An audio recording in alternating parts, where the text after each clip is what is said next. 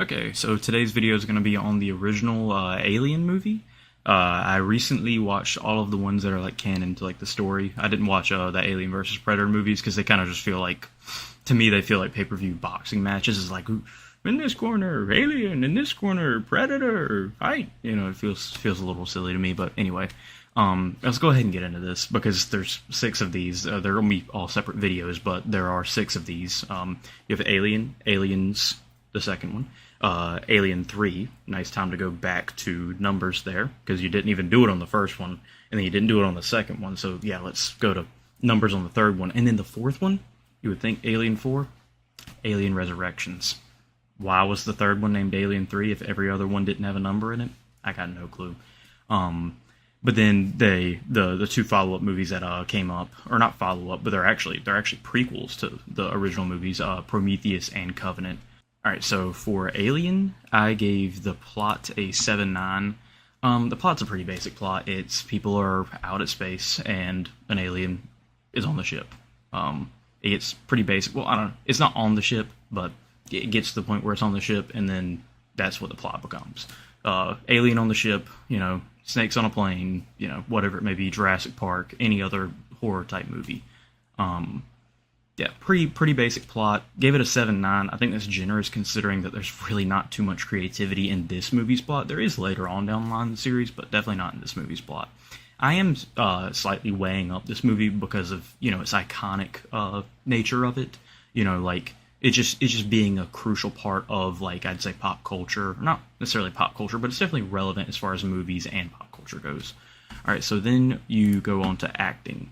Oh, hold up, let me put the plot on the screen. There we go. You go on to acting.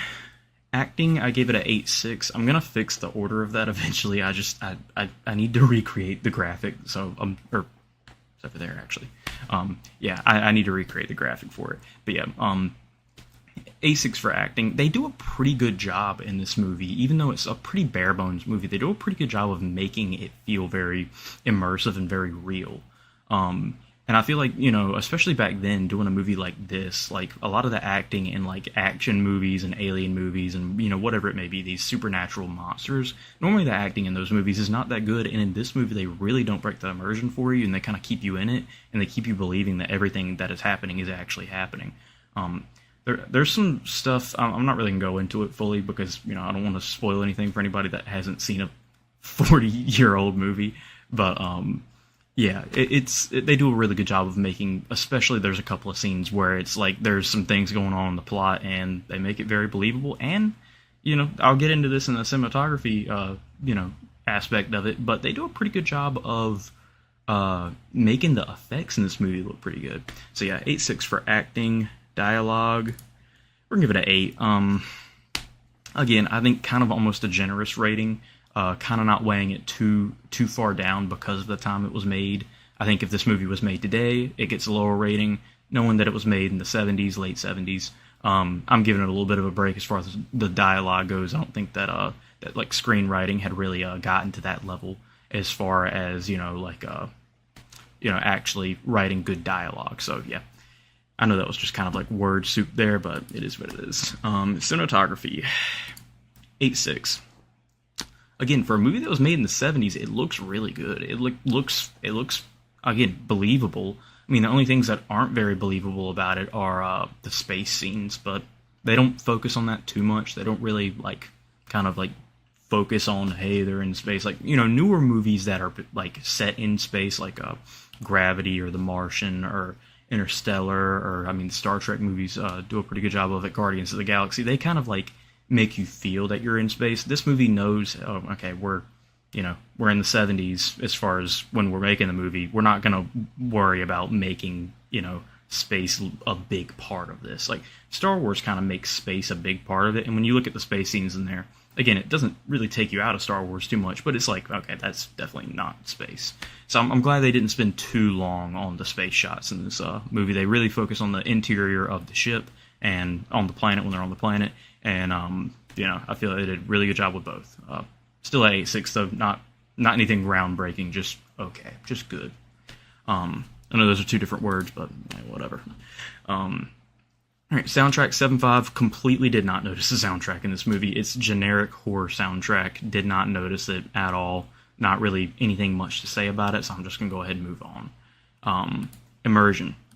This movie was surprisingly immersive. I gave it an 8.8 for immersion. Really kind of like felt like you were, like, it sounds like a stupid way to say it, felt like you were on the ship, but it did feel like you were on the ship sometimes. It did feel like you were like in this close, tight environment, and you understood the drama between the characters, and you understood, basically, the tension of the alien being on the ship with them and them not understanding what it is. Comedy, not applicable. It's just, this is not a comedy movie. There's, I think, maybe a couple of jokes in there, but it's not like, that's not the point. World building, 8.4.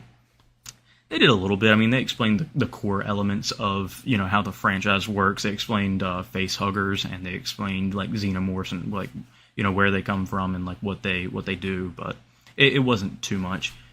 Character 7.8. Now I'll put it at a 7.8 because outside of, I'd say, 3 characters in this movie, Ripley obviously being one of them, and I think there's like two like, what's the right way to say this, passengers on the ship, like other like people on the ship. They really kind of just focus on Ripley, and the story centers around her. Again, obviously it's because she's the main protagonist, but I feel like they didn't do the greatest job building up the other characters. Fights, not applicable. They didn't even fight the xenomorph in this movie. No one throws hands with a xenomorph. Every time there's about to be action, it kind of cuts away, or the person, deals with it in another way, or doesn't deal with it. Try not to spoil too much, but yeah, that is pretty much all. I didn't put the soundtrack up there. My bad. That's pretty much generally my thoughts on the first Alien movie. I'm going to give it a total rating of a 8 flat. I understand this is an iconic movie that people really like, and maybe I should be rating it for the time. If I was rating for the time, I might get a little bit higher of a rating, but me personally, my own enjoyment of the movie, it was about an 8. It was like, I wouldn't not watch it, but it's not my first choice. Good, iconic movie, iconic character in it, iconic monster in it. This movie just does a really good job of being iconic for its time. Again, just not really my first preference as far as watching movies, but definitely a good movie.